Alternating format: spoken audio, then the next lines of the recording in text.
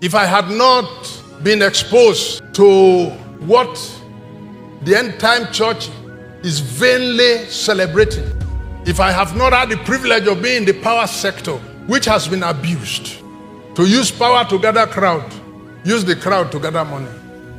We've got the crowds.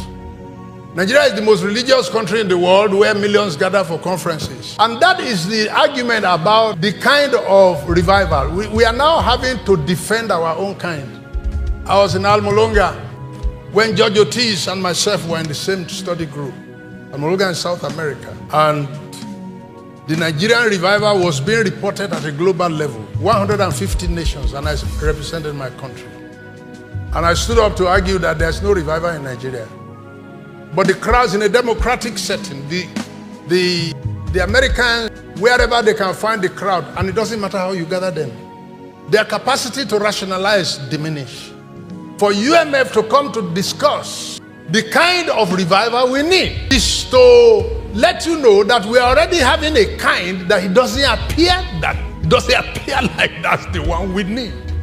It doesn't appear like that's the kind we need. And the genuine concern of the elders, there are over 5,000 pastors in this city. How many of you are here? And the concern of the elders, among whom I have my seat, is not so much that everybody now will listen to me. I've given up on that. I've given up on that. All I am struggling to retain and maintain is when we get home that the Lord will be saying, Isaac Omolehin, I say, yes, sir. And you were there, and you were there, and you were there. And things went this way, and you were there. I want to be able to say, I told them.